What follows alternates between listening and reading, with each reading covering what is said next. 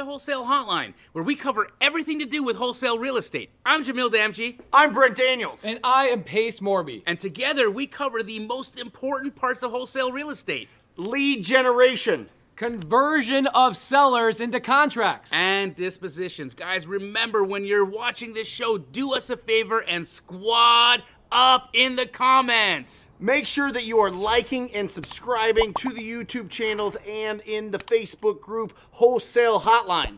Most important, we want to know we're doing a great job for you and helping you build your business. So go give us a review on iTunes and or Spotify. So squad up and enjoy the show!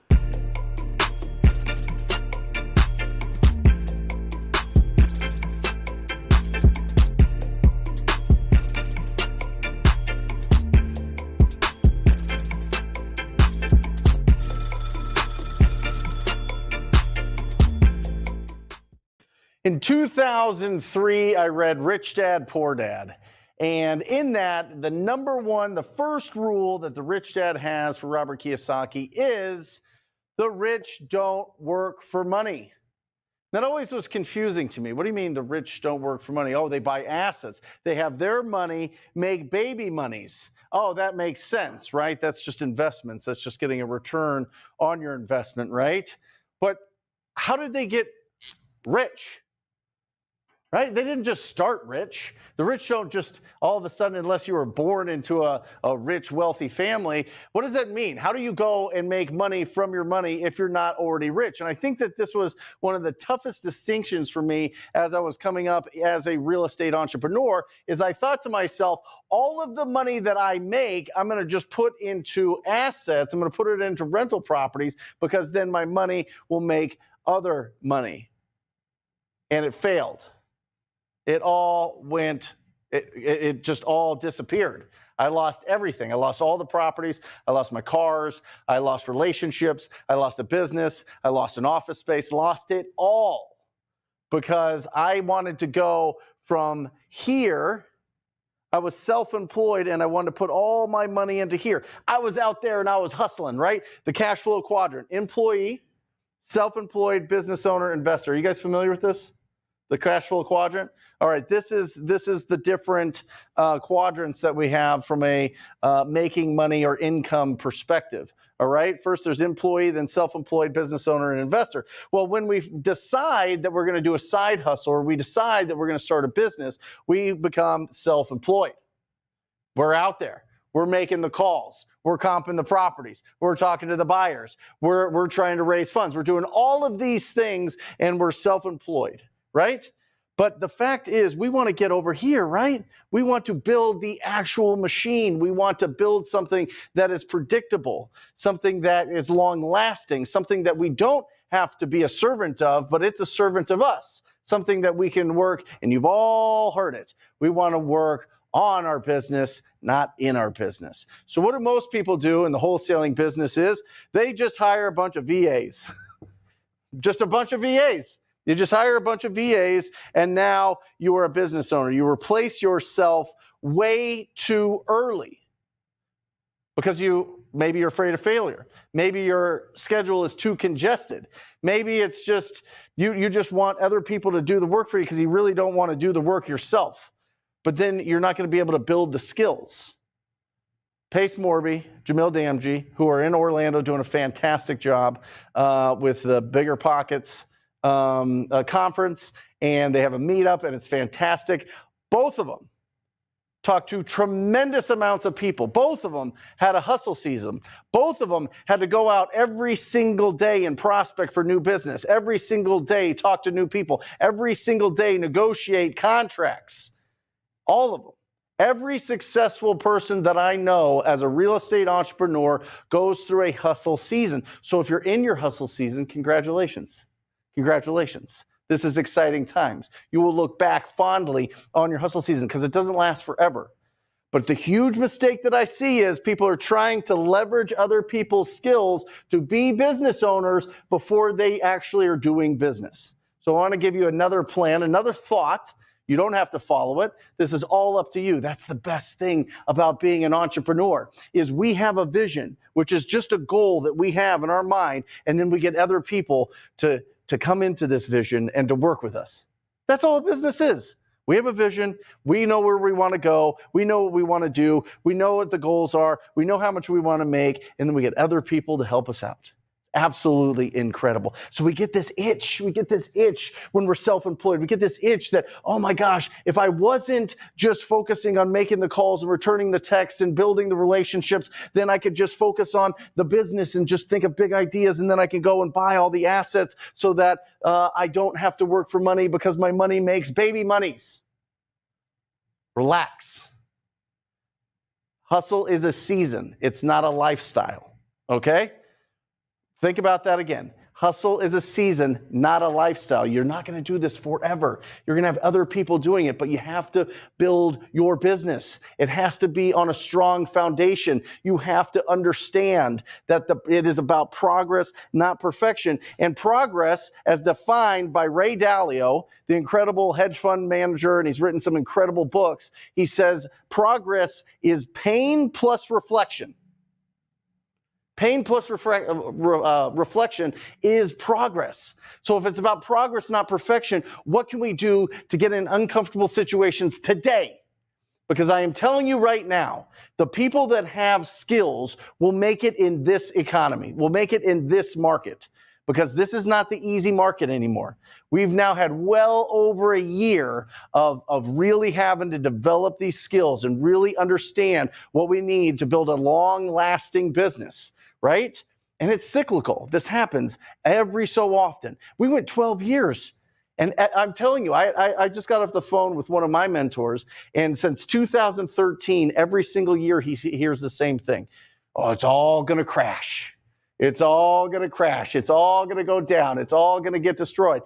But never has the interest rates jumped this much, right? I mean, maybe they have in the past, but never have we had 12 years where interest rates were under 5%, and everybody that was born in that, everybody that was in that era of 5% interest rates have to change, have to grow. Pain and reflection. Pain and reflection, that's progress. And if we focus on progress, not perfection, and we go out there and take massive imperfect action, we win. But we have to take the action, build it up to the point where we can go and hire really great talent, and now we are business owners. All right? And once you become business owners, once you are completely out of the business is when you go and invest in your rental portfolio. What? I thought the best time to buy rentals was right now, like the best time to plant a tree. I disagree. Because I know if you build your business, if you build a business that runs without you, one, you're going to cherry pick the absolute best deals, and two, you're not going to get distracted by your investments. The rich don't work for money. They don't work for money because they got rich first. Get rich, then wealthy. Does that make sense? Does this all make sense? Are we getting this? Awesome. So here it is. Number one step. Boom. I'm going to give you some instruction. But with anything, with any business, you have to squat up. You have to find people that are already ahead of you that you can learn from so that you can shorten the learning curve and rock and roll. So squat up is number one. You got to find people doing this, people that are going to support you, people that know what you're looking to do. Number two, you got to get proof of concept. You got to do your first deal. That's how we learn. You learn way more doing your first deal than you do reading a book, watching this show, listening to a podcast, going on YouTube, whatever it is. You're going to learn so much on your first deal, and you're going to make a bunch of mistakes, and it's going to be awesome because pain plus reflection is progress, baby. You know it. Next, you do enough deals to where you can fire your boss. Fire your boss. Fire whatever boss you have here, fire your boss because you have enough success, you have enough in your bank account because you're closing deals. You're closing these wholesale deals, and all of a sudden you feel comfortable going into this business full time.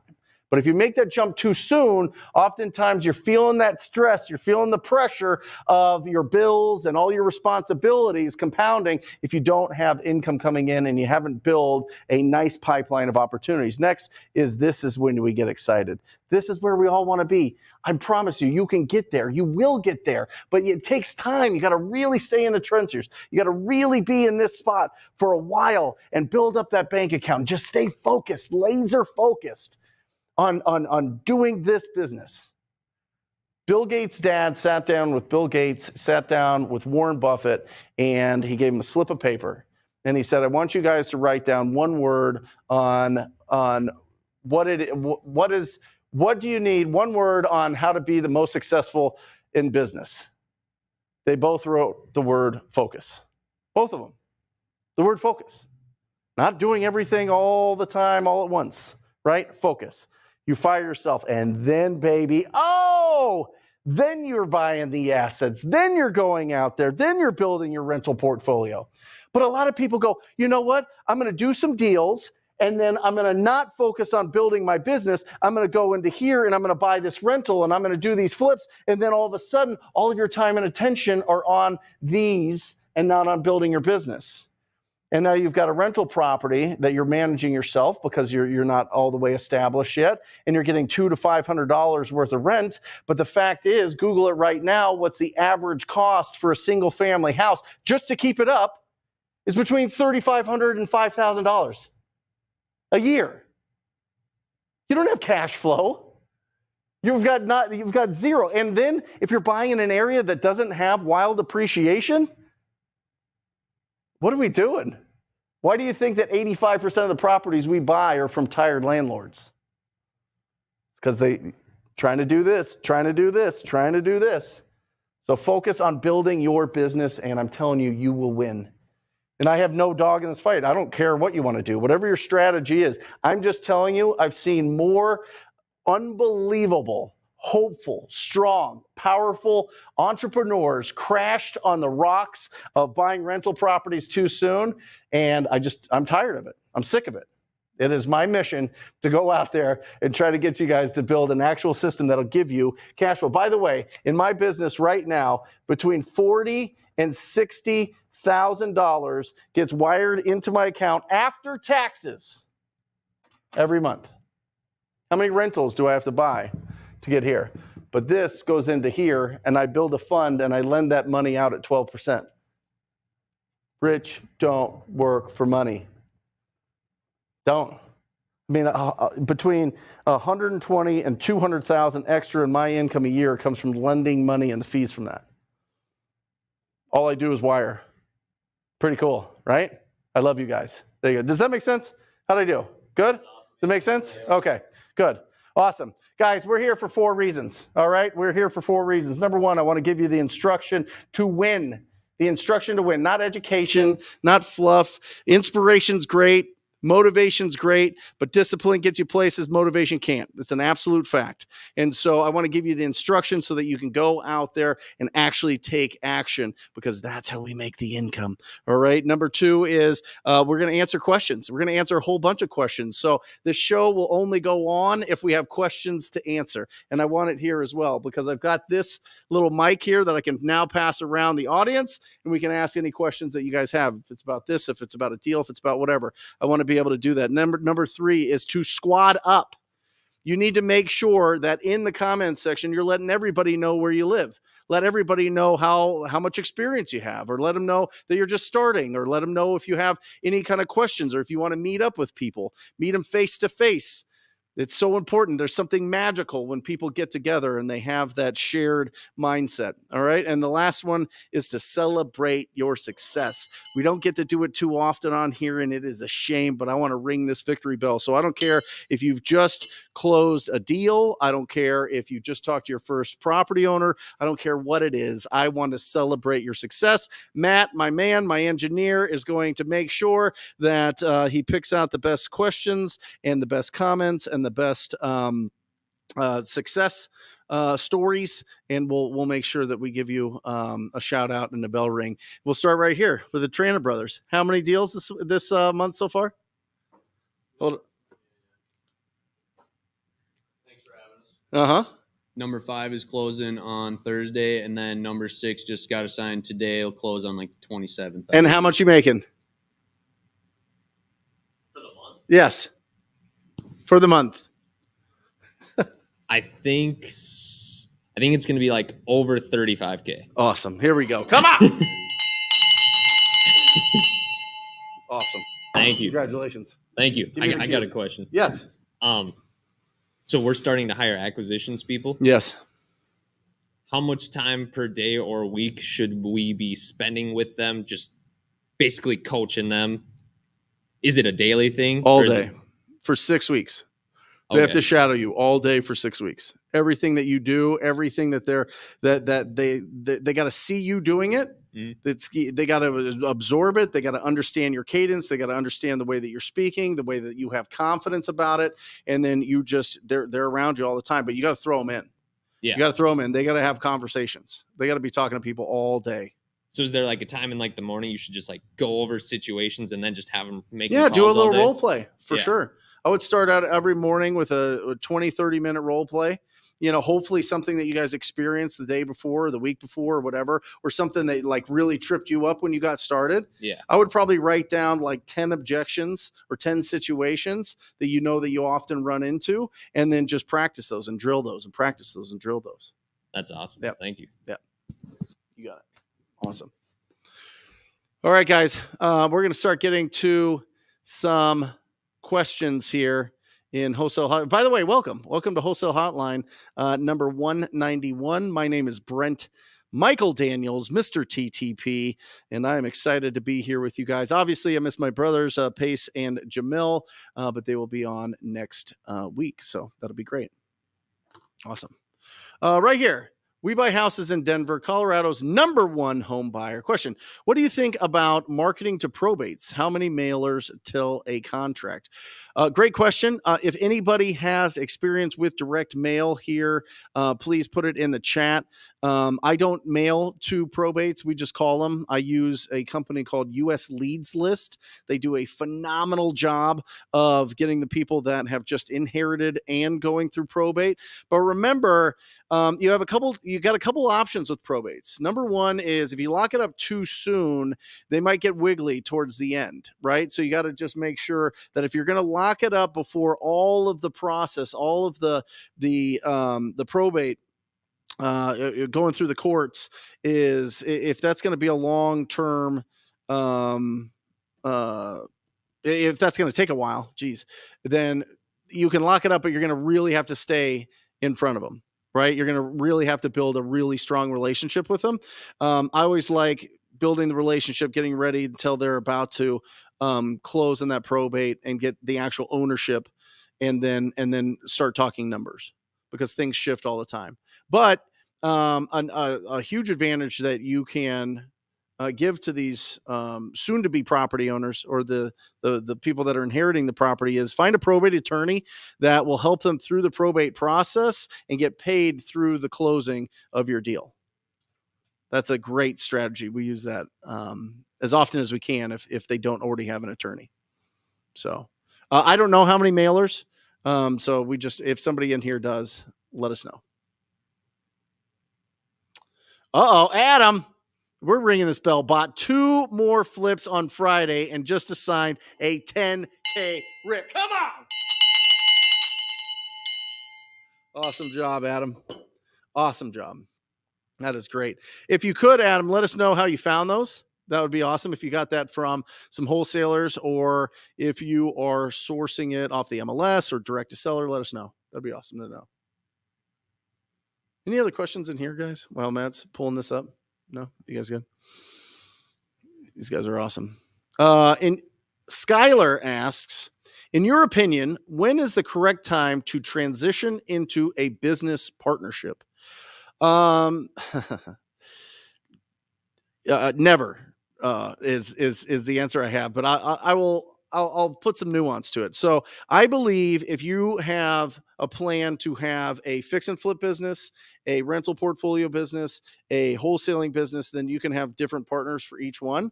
And that's very helpful, but they have to bring something to the table that you can't, right? They have to bring specialized knowledge. They have to bring relationships. They have to bring money or the ability to raise funds.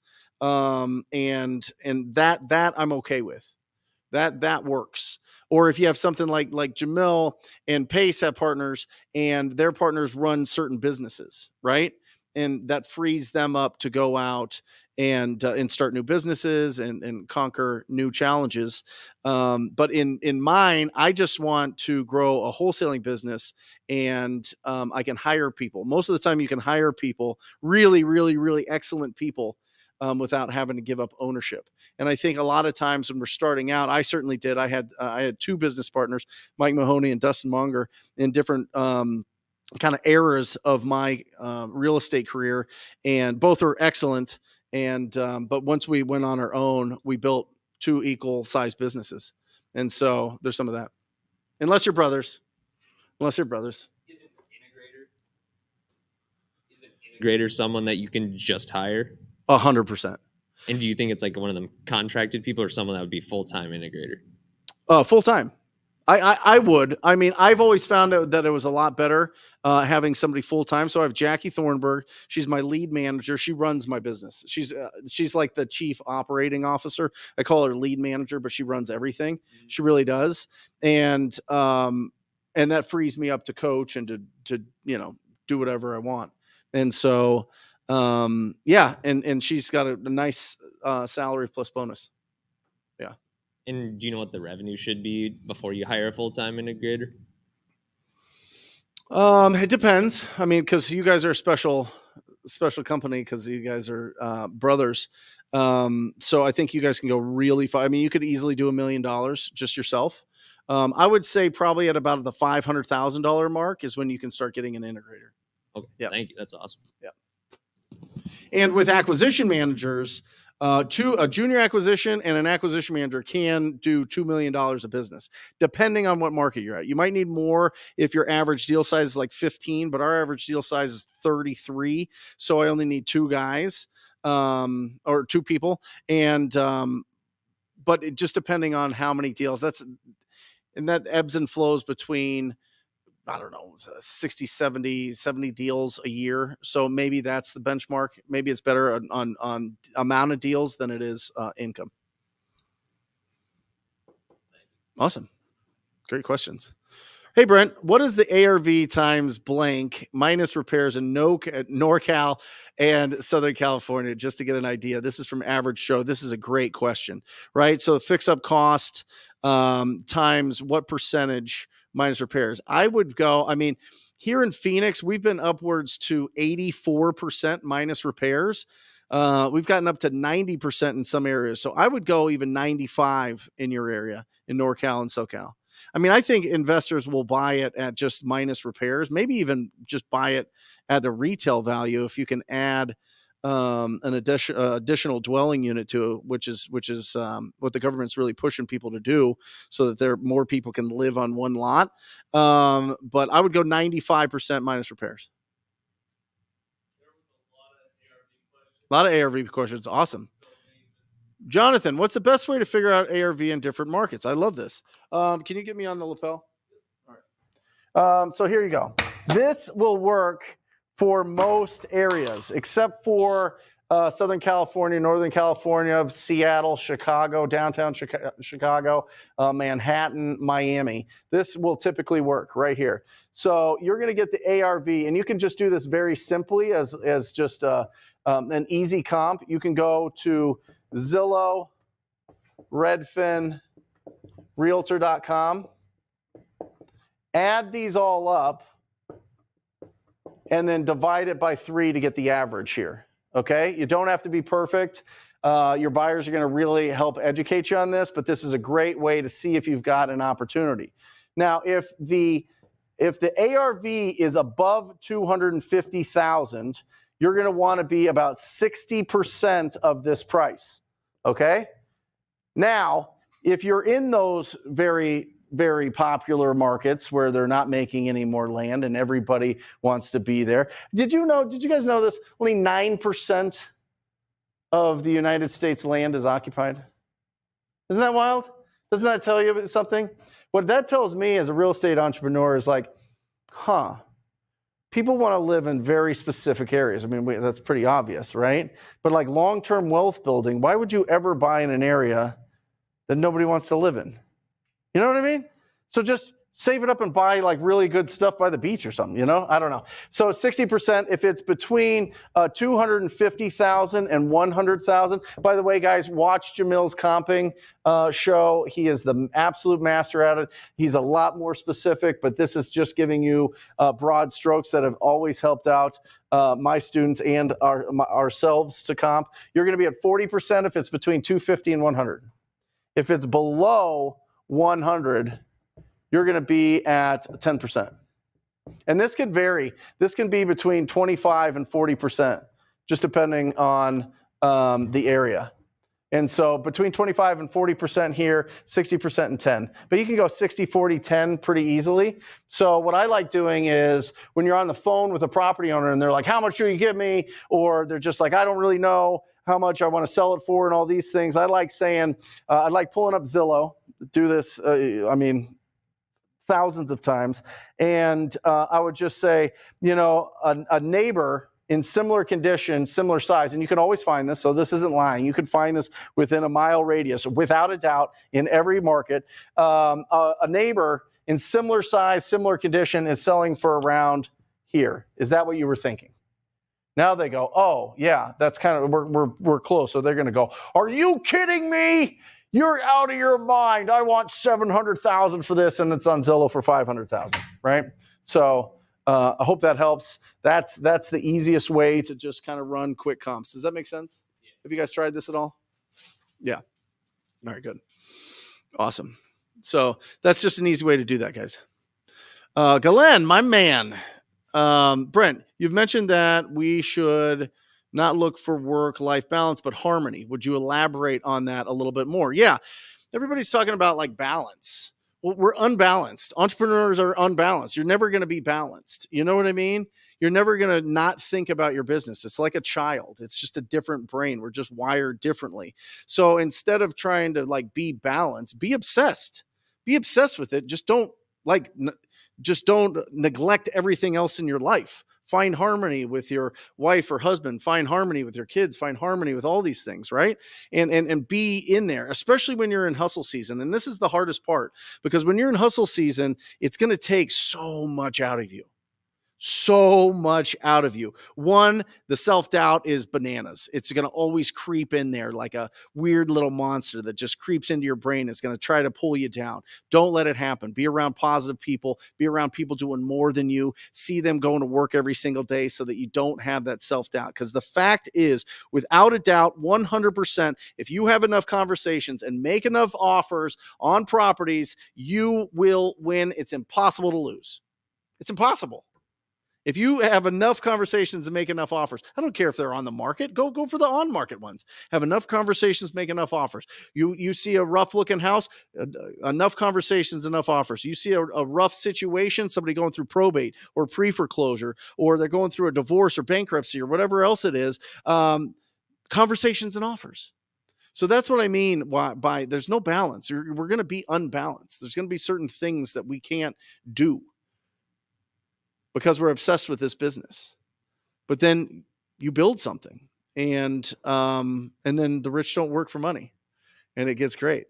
But there is that hustle season, and that's what I mean. During that specific time, if you want to have balance outside of that, outside of your hustle season, and you've built a really great business, and it's being run by excellent people that you've attracted into your business, rock and roll. All right, does that make sense? We're just always thinking about it. You know what I mean? Drive down the road. There's a deal. You hear a situation. There's a deal. Oh, you hear somebody talking real estate at the grocery store. You're like, what's up? You know what I mean? It's just all our antennas are always out. It's always exciting, and so, yeah, that's what I mean. The Real Honest Investor asked, Brent, I've heard you say one deal every 200 calls. Is that 200 contacts or conversations? Yeah, that's contacts. That's you making the calls yourself. Now, that goes up dramatically if a VA is making those calls. You can 5X that. It's about one deal every 1,000 conversations that they have.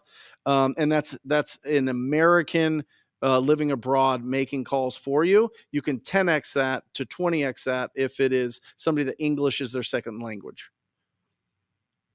It just takes more calls, unless it's you yourself.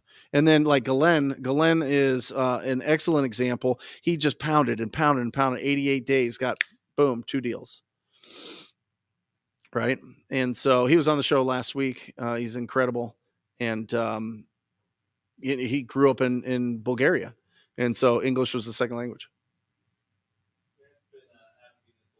All right. Grant's going bananas. All right, Grant, thank you for your persistence. What are strategies for bringing in money for value add renovation to a house that is going to be a primary residence for a year, then will rent out? Give somebody equity. That's the easiest one, Grant. I always found that it's a lot easier to raise money if you've got a track record of finding really great deals. And not just explaining some comps to people, but like showing them the income that you've made. So I think that there's a huge advantage already doing deals. And so think about that. The other thing is you can give them equity, you can give them a return on investment, but they probably want to put some sort of paper on it, right? I mean, they should put some sort of deed of trust on the property or lien, mechanics lien or something like that on it. But just whatever obstacle, if you have somebody that's like, hey, I have money, I want to make baby monies with this money, then you can figure that out. Just figure it out. Have the title companies figure it out. Have Constant Close figure it out. Whatever you want to do. Lisa, question: do I need to have a business name, an LLC, before I wholesale? Need is an interesting word. No, you don't need to. I would suggest it, just because remember, like entities that are created, they get taxed different, right? So you earn, you can spend, and then you get taxed, as opposed to going out and earning money, getting taxed, and then you can spend it. So much, much different there. And so you can write off a lot of stuff. You can write off your, parts of your house. You can write off your electric bill. I mean, your phone bill. You can write off your gas and insurance and some of these other things. I am not a CPA. Maybe that's all wrong. So go check it out with a CPA. Awesome. Ramon, just closed my first deal last Thursday, 10/12/23 for $15,000 after 3 long years of trying. Ring the bell, Brent, please. Come on. There you go. That's it. I mean, that's the proof of concept. I mean, that's what we're talking about. Proof of concept. Thank you for staying in there, Ramon. I mean, I'm telling you, there was, and I might have mentioned it on here a couple of times, but I was at my son's school and they have like inspirational quotes and just like up in this bulletin thing. And they said, be the ancestor that your relatives are proud of, right? Like changing. Ramon could have quit. He could have quit and not done it, but now he's on the path. Now he's closing things. Now he's learning and he can share that. And I think that, when it comes to legacy, when it comes to family, it's not the money, it's not the assets, it's the work. It's the work ethic. It's the example. It's them seeing you do it. It's seeing that you live a different life that you chose. You know what I mean? That you don't have as many bosses as everybody else seems to have. You know what I mean? You have more control over the time that you have on this planet. You know what I mean? That's awesome. That's what you give to your kids and your family and your friends. And I've been fortunate enough. I was asked on an interview question today, what is something that I'm like the most proud of as an entrepreneur? And the fact that my parents work in this business, my best friends work in this business, and to be able to share that with them and share what we've learned. And now Ryan and Chad and Jeremy. Ryan and Jeremy were my college roommates, right? I've known them forever. Mike Mahoney's been my best friend since we were in 7th grade. And just the fact that we can all share in this is the best feeling ever. I'm telling you, it's like nothing else. It's like nothing else. And I get it. A lot of people say, don't mix business with family. You can, if you're not an asshole. That's just what it is. I mean, that's really what it comes down to. They do not work for me. They work with me. My job is to make sure that they have enough opportunities to close deals, and just trust that they have the skills to be able to do the job. And they more than exceeded that. It's wildly rewarding. So a little side note there, but congratulations, Ramon. Rogelio, Brent, with inflation being high, how do we approach the repairs? Thank you. Yeah, add 20%. I mean, add 20% to your life. I mean, it went up 20%. I mean, they say 17, but it feels like 20. It feels like 50, to be honest, doesn't it? It feels real. Things feel real heavy out there.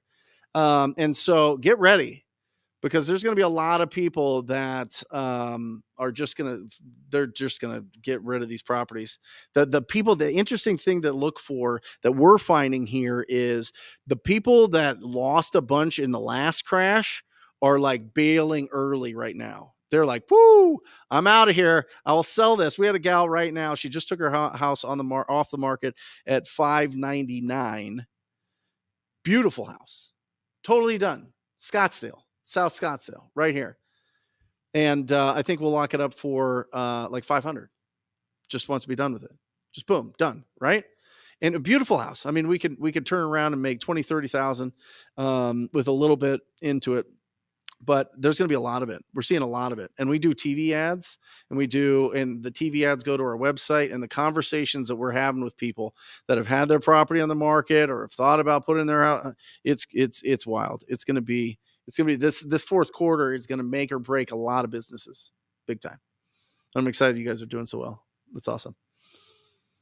Danny, guys, the more questions we have, the more that I can answer. We've been going for 36 minutes. I am full of energy here on a Monday. I don't know what it is, but we're going for it. So put in your questions.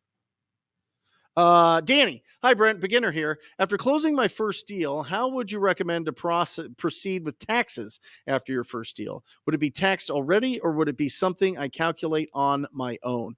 Just as a rule of thumb, Danny, put 30% of the profits aside and just talk to a CPA. Just get an accountant, right? Have them do that. And there shouldn't be a tremendous amount. You don't really need a bookkeeper as you're getting started, in my opinion, unless you have a lot of transactions. So a CPA can really direct you in the right place. And then if you have that set aside, then at the end of the year, you'll feel a lot better knowing what you have to pay. Or just talk to a CPA, and they can start sending in things quarterly, which is great. But I got to the point, listen, I would always save it up. I would always put it in an account. I was always wait. And then it would be like this huge bill, right? Like it'd be the big bill. And you're like, oh my gosh, that is rough. But now I just get it taken out right off the bat.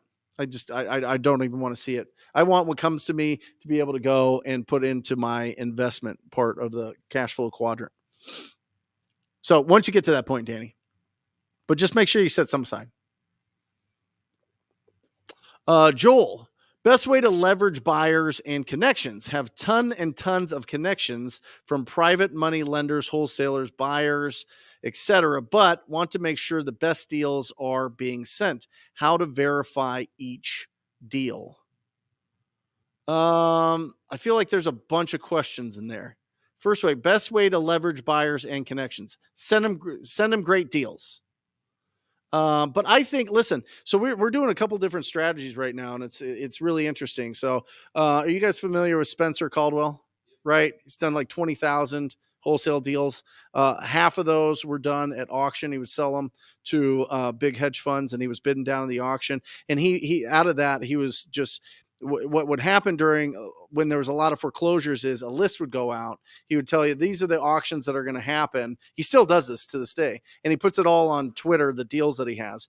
So you can check that out at Spencer Caldwell. But anyway, he would send out a list of properties that you can bid on. And then all of his buyers would pick out whatever they wanted to bid on. And he would go and bid down at the foreclosure auction. Now, because there's not a lot of foreclosures that are going to all the way to the auction, he compiles all of the different wholesale deals around the state essentially, and he blasts it out twice a day, right? He has a morning one and he has an afternoon one. It's an Excel list. It shows you exactly what it is. It's got the drop boxes, and he's basically like a dispo company, but he's just aggregating all the different properties. And you see that's been taught, and that you see a handful of people like that in different markets as well. But it works. We started doing it. We started getting permission from other people to send out their deals. We obviously send out our own deals, but it's a separate company. It's not my dispo, Jeremy Thornburg's strategy. It's Chad Coulter Sr., who's phenomenal. And man, 2-3 deals a week. I mean, not huge, right?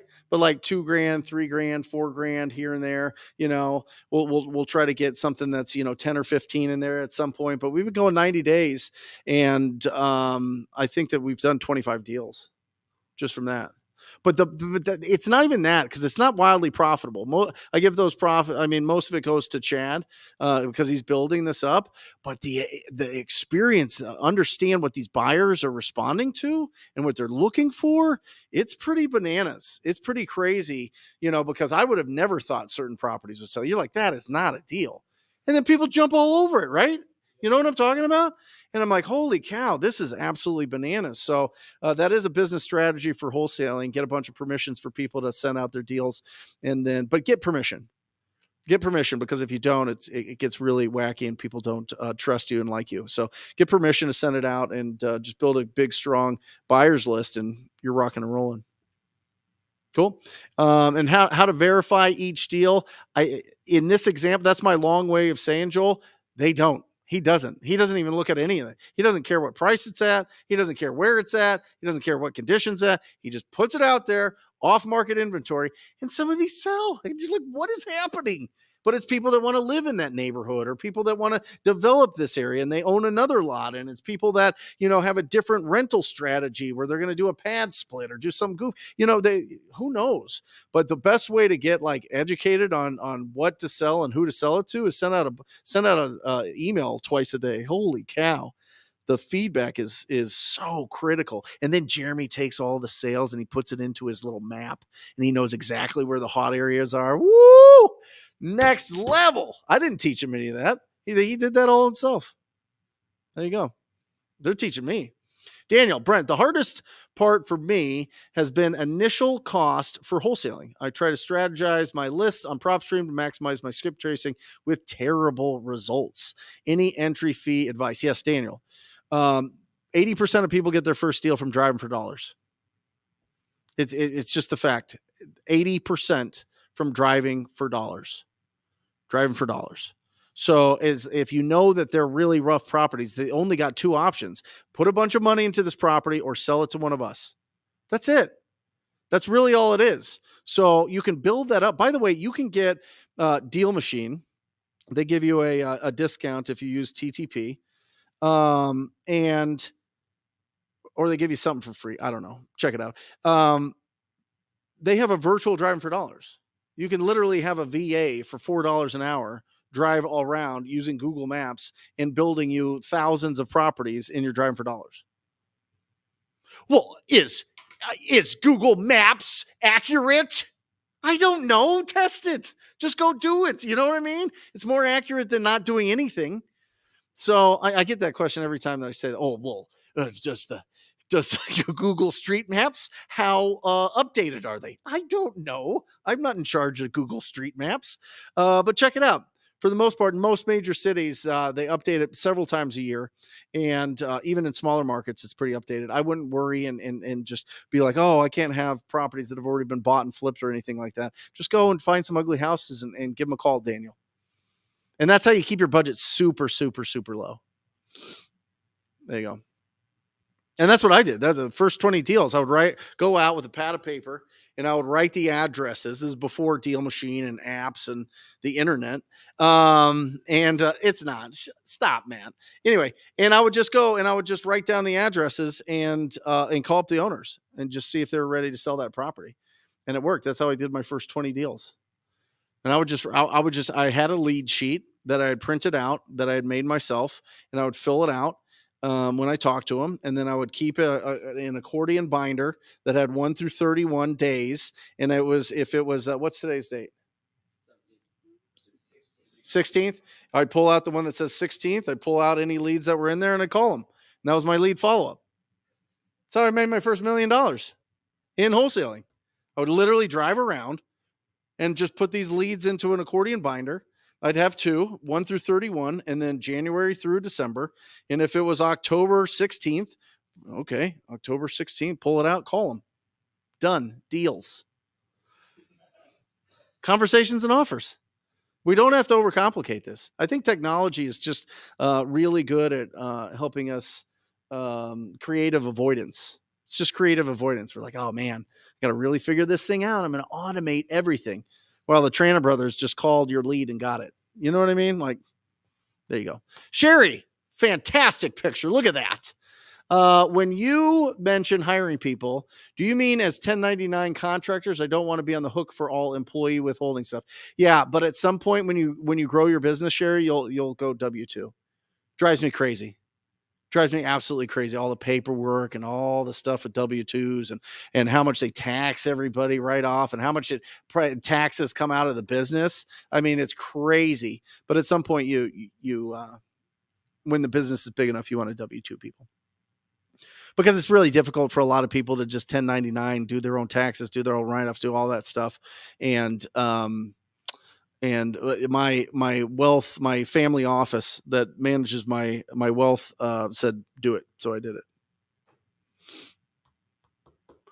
it. Jimmy Vash, I am an acquisition manager and only make $3,500 a month. What should I do? Sell more deals, right? I mean, if it's 35, if you're an acquisition manager and your base is 3,500, which that happens often, right? You hire acquisition managers, you give them a little breathing room, give them the ability to make something so that they can pay their bills.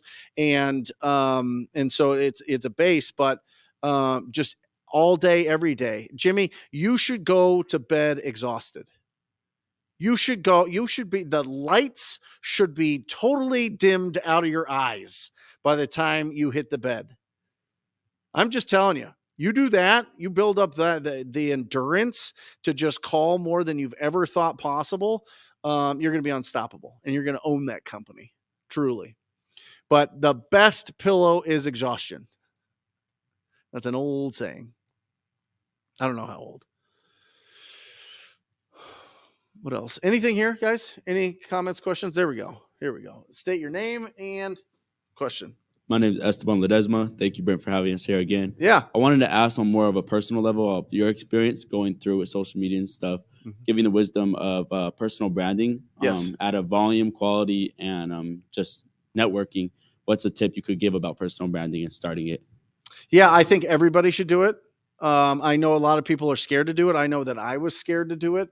I was forced to do that by Tom Kroll and Darren Bentley, who are absolutely fantastic, and it's exploded my business. So one, you should be proud of what you do, and if you have conviction, it's easy to turn the camera around and just document what you're doing. So document you comping, document you being here, document you making a call, document what's going on, right? So you don't have to feel like, oh, I'm like on stage and I'm trying to perform and I need to make this perfect type of thing. Just document it with a lot of conviction. You're excited about this. Your background. You didn't even go to school on Fridays because the school didn't have enough budget to go all week long, right? You got a scholarship at ASU. You're doing that, and you're building this business. That's incredible. You got to share that story and be brave with it because there's people out there that are in a similar situation that they just don't have, somebody to look up to or reach out to. So I think that as long as you turn around and you document your day, and I would also. If something inspires you, don't make it your own. Don't like take somebody's quote and just be like, it's your quote now. You know what I mean? Like give credit to the people who you've learned from.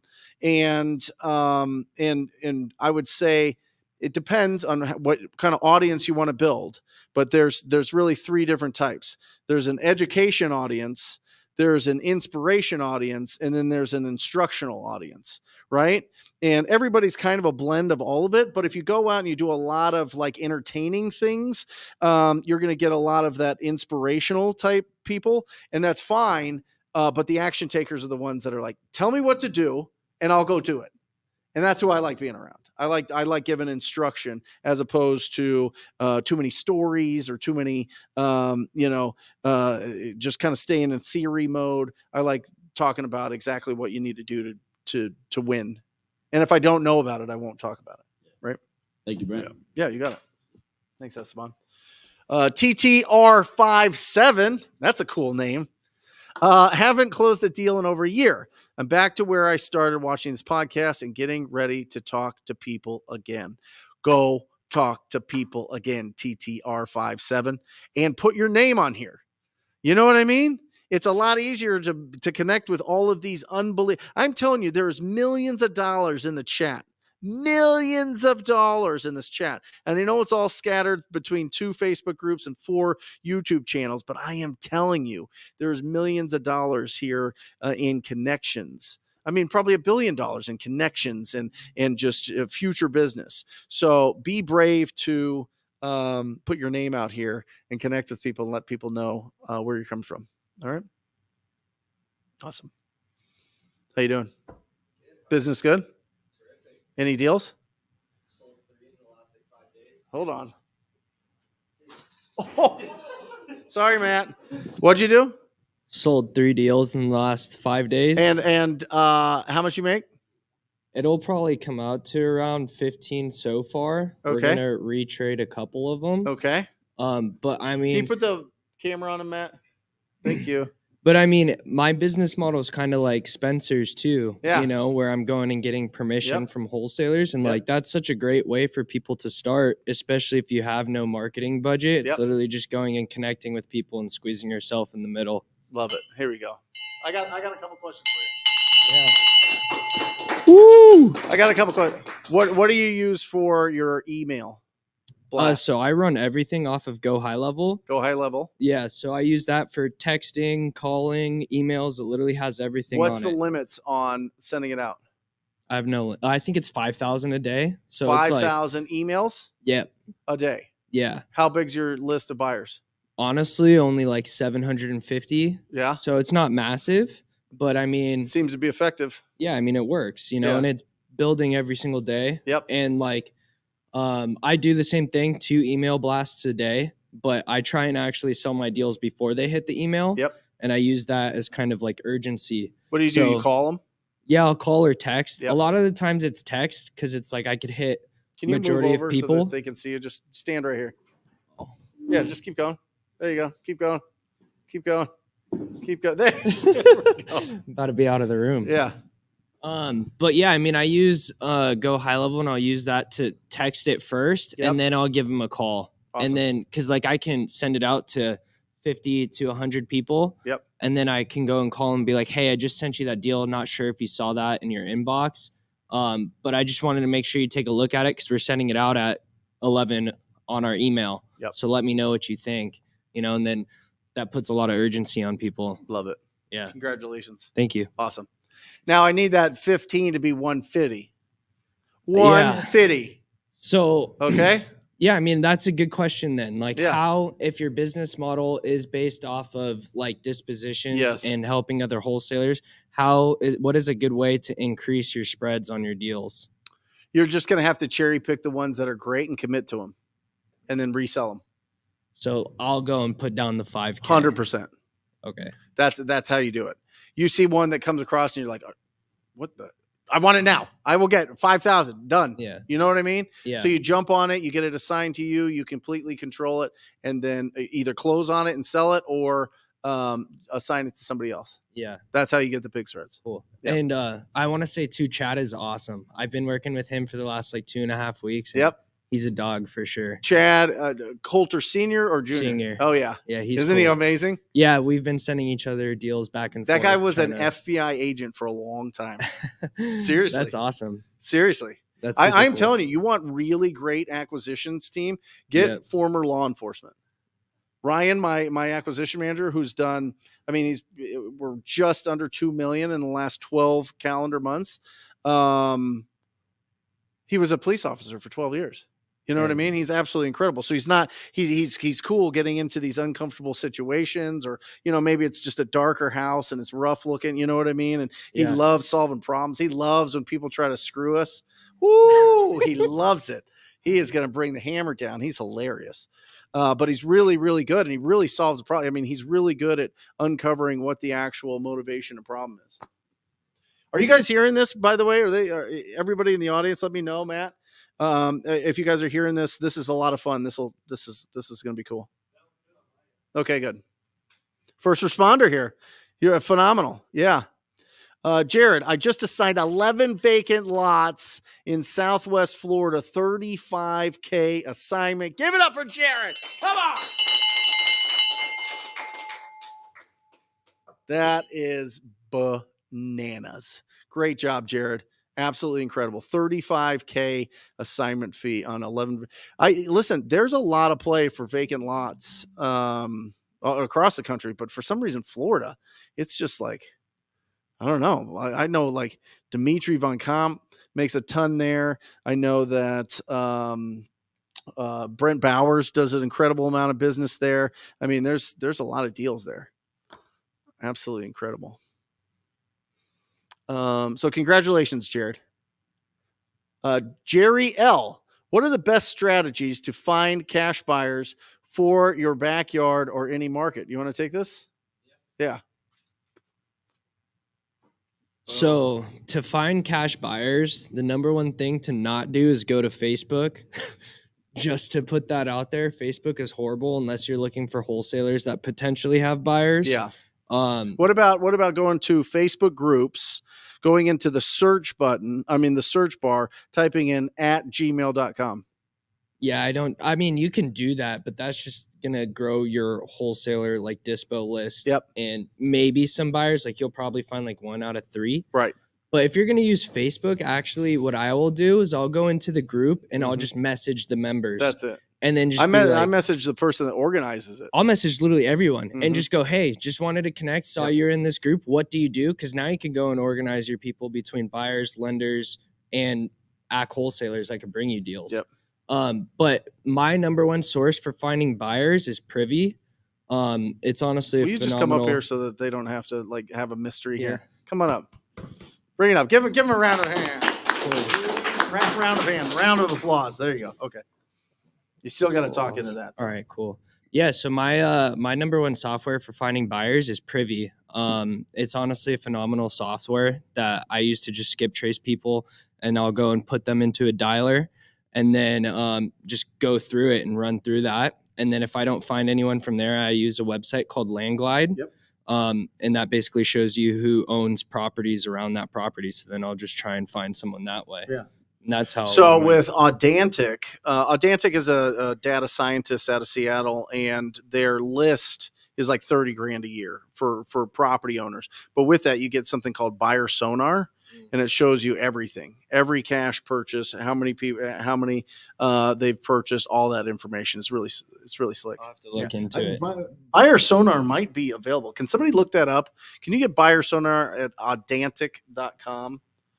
And in the chat, I don't know. I don't know if it comes with the list or if it's like another service that you can just pay one off. But it is really valuable, and Jeremy uses it every day. Honestly, though, the best way to find probably free buyers is to get on every single wholesaler's list and just watch what happens. Mm-hmm. See what closes. You mean stalk the buyers, see which ones close. Just take a look at everything. You can get deals that way too. Yeah. You know, what doesn't close, what ends up closing, who bought it. Mm-hmm. You know, now you also know that these people bought from wholesalers. Yep. So it's like now you don't have to run anyone through how this works. Yeah. You don't have to tell anyone, hey, this is $5,000 non-refundable, and them to fight you on it. You know, it's honestly super easy. Probably one of the best ways and easiest buyers for sure to work with. Love it. Awesome. Thank you. Yeah, thank you. All right. Appreciate There you go. Give it up. I like talking to the hard money guys too, the hard money lenders. One, because that's my dream. All roads lead to being a hard money lender and lending my own funds. And two, they have all the buyers. Who do you think they lend to? They have all the buyers.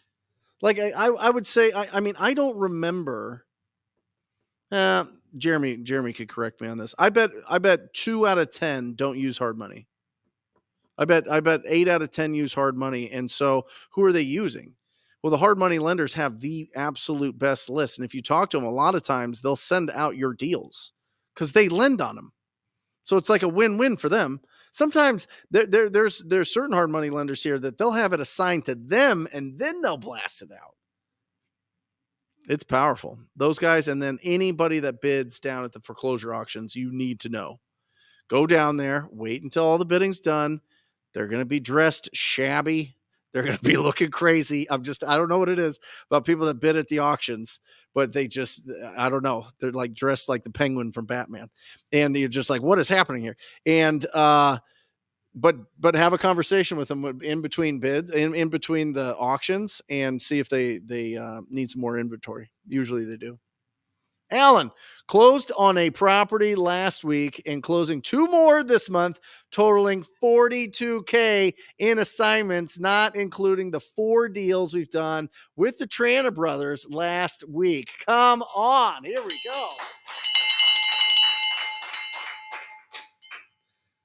I talked to these guys, I don't know, probably this time last year. There's a picture of me in their YouTube profile. And I was just like, just keep doing what you're doing. Just keep going. Just stay focused. Don't hire anybody. Just keep going. Just keep going. Just keep going. You guys are incredible. I'd be curious to know what your team looks like. But great job. Lenny _123.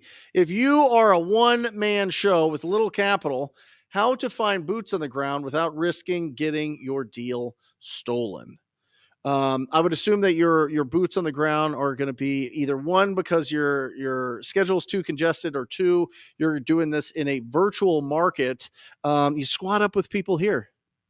You squat up with people. Anybody that's in the Rhino Tribe, anybody that's in Astro, anybody that's in subto, and that's a leader and that's doing stuff in that area. These are people of high morals.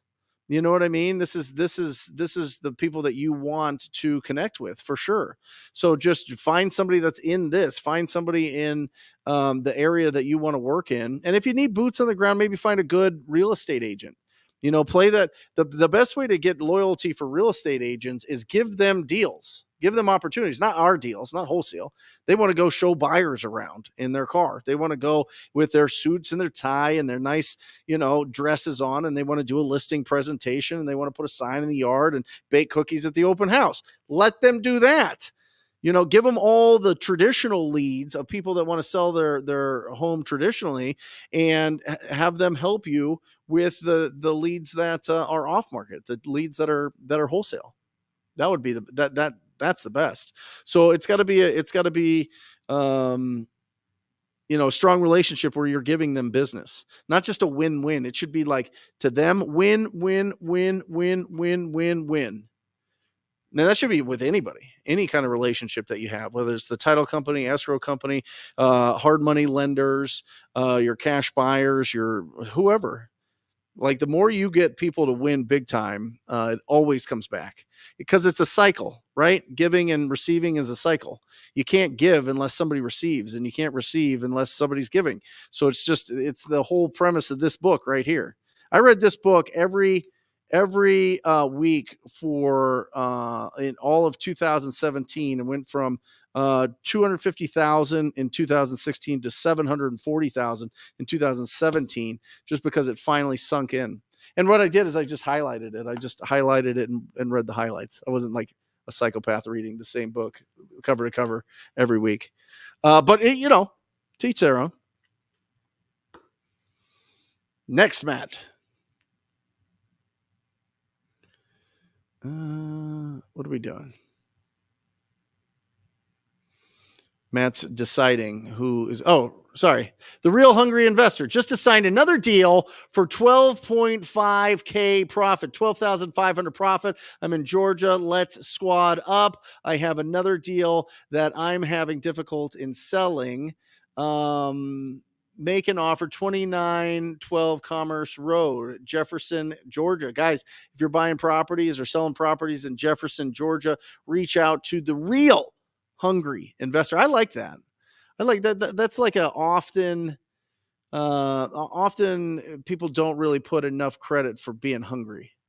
You know what I mean? Like being real hungry, waking up, like you start at zero money in your account, 0 deals, 0 opportunities, 0 escrows. A lot of people can relate to that. And just, even if you're balling out, to stop complacency, that hunger. I'll tell you what, if you've got hunger, like the Coulters, holy cow, man. Woo. It's fun. It's fun to watch. It's fun to watch people with, batteries come included, you know what I mean? They got a big engines, that's what you need in your business. That's what you need to be in your own business. Cause if you're that, then you're going to attract that big time. Oh, shoot. Here we go. Come on.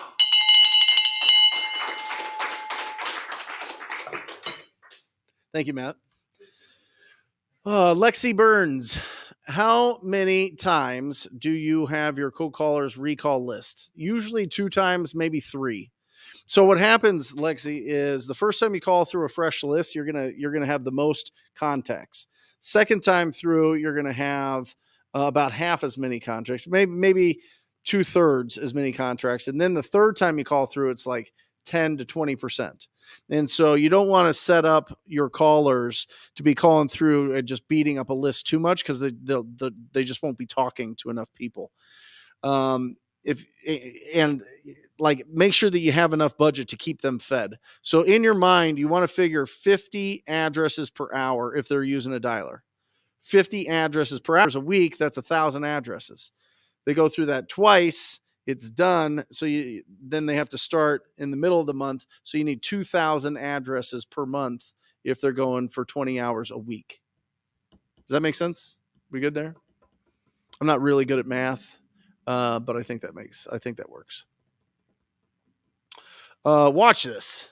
Says, should I find buyers first in your opinion? I love that. What do you think? What do you guys think? Buyers or sellers first? Hold on. I think if you squad up with the right people who understand the market and you leverage their knowledge, their experience, and their network, just finding the deals is going to make you get shit done way faster. Like Nate and Cody, we did 5 deals with them in August. Mm-hmm. I'm just like, bro, I got the earnest money, I got the buyers, I got the contracts. It's all done. Yeah. Go find deals. They did 5 deals and made $30,000 in August. These guys? Nate and Cody, yeah. These guys right here?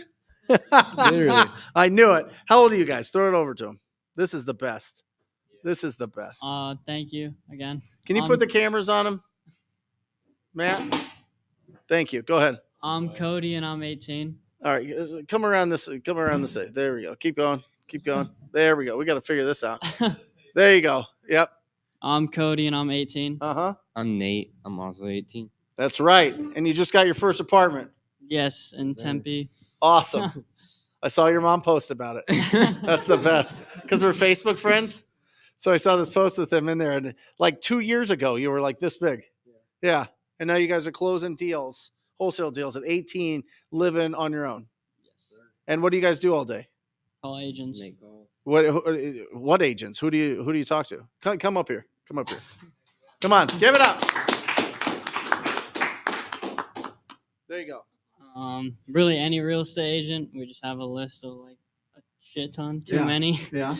And we're just, if they're a little bit interested, they're going to get a follow-up. Yep. They have to like really hate us, not for us to call them again. Right. Yeah. Awesome. How many calls do you make a day? Easily like 200 200 calls a day. at least. And are you using a dialer?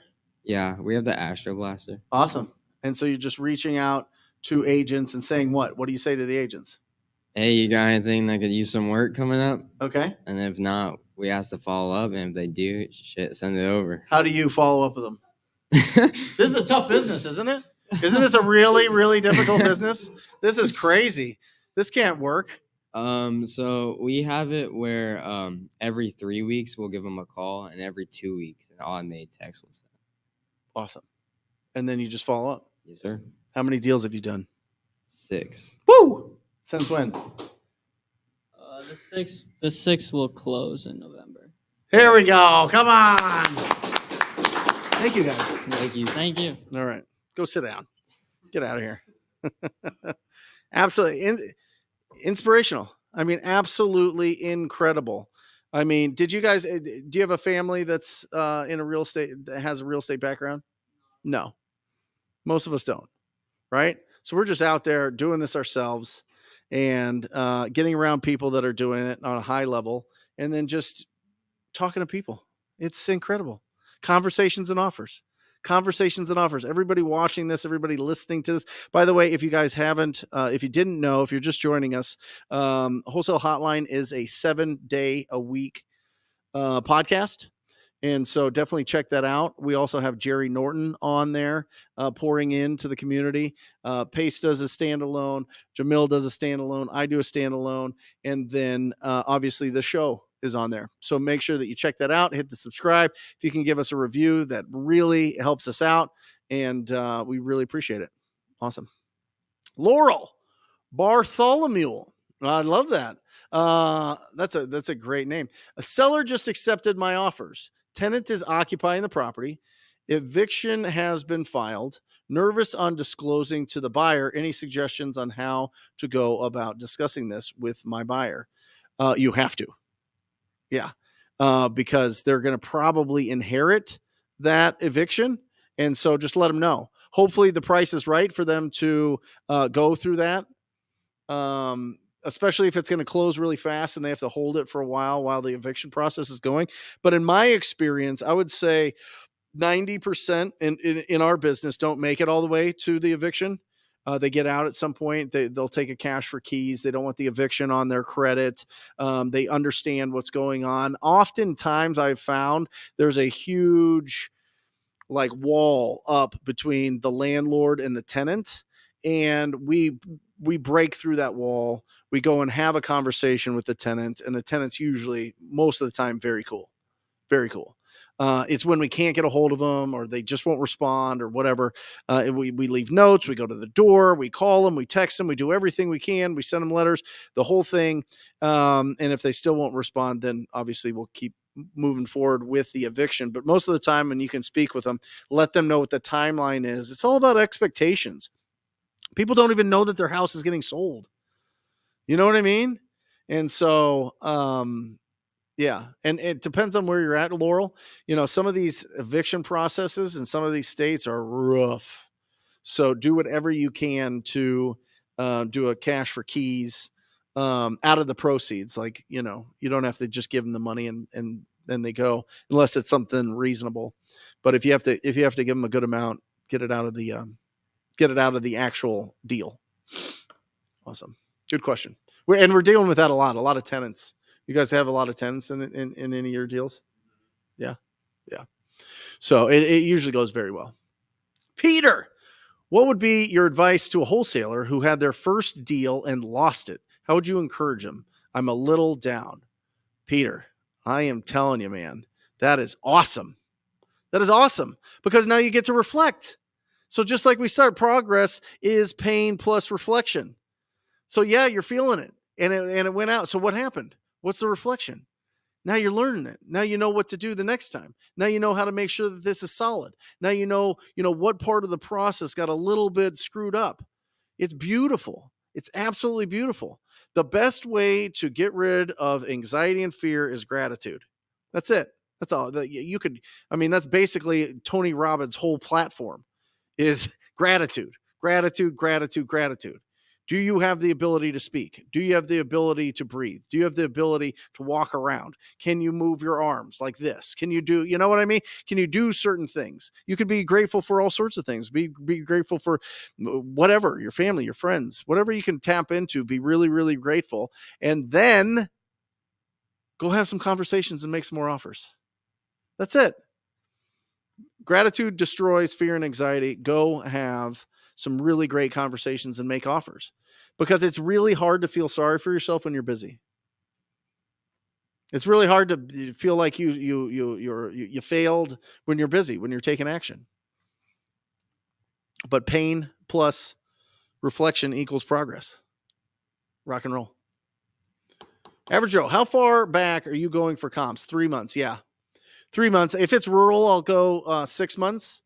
And I always listen, I'm always right there in the pocket. Are you able to pull that up, Matt, or no? It's the comping rules, the 7 comping rules. You don't have to. It's fine. But make sure is that it right there?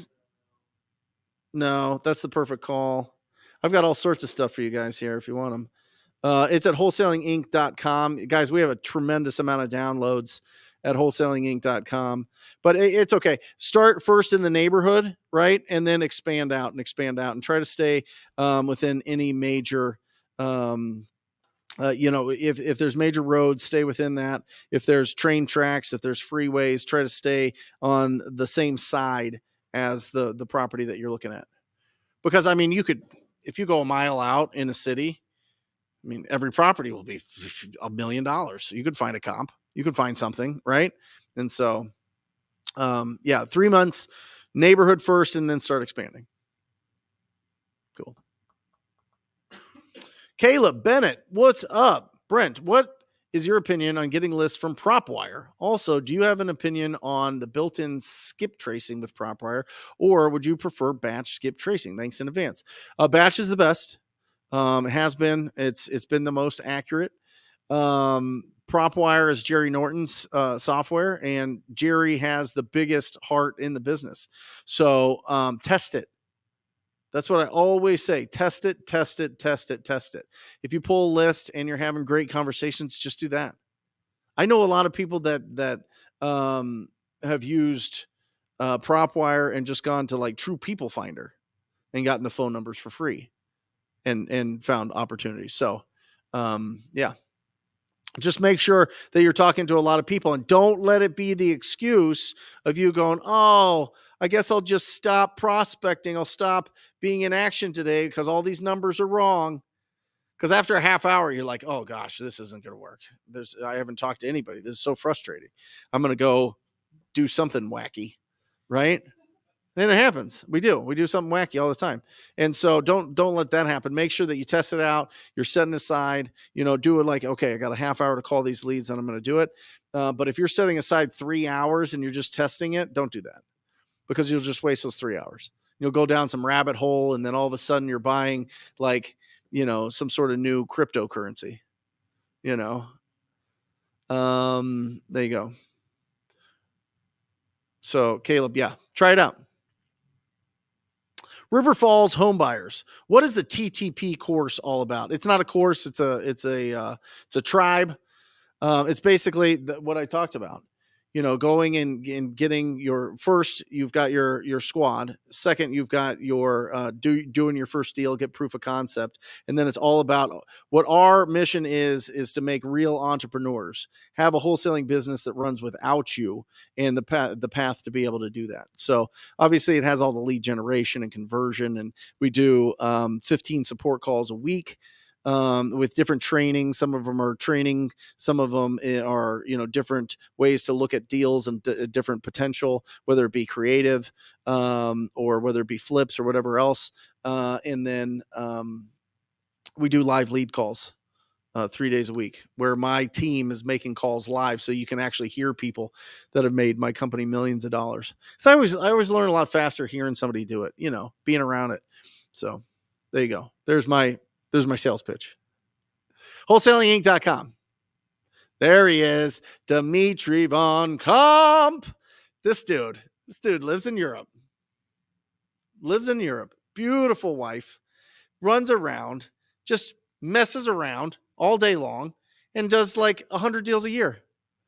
All from Europe. He's got a super secret strategy that he keeps away from me. No, he's told me his strategy. It's really smart. He sends a bunch of emails to people. Brent, I hear wholesalers saying how it is much harder now to wholesale. Is that true? Just had a record $120,000 in 2 weeks with $1,200 spent.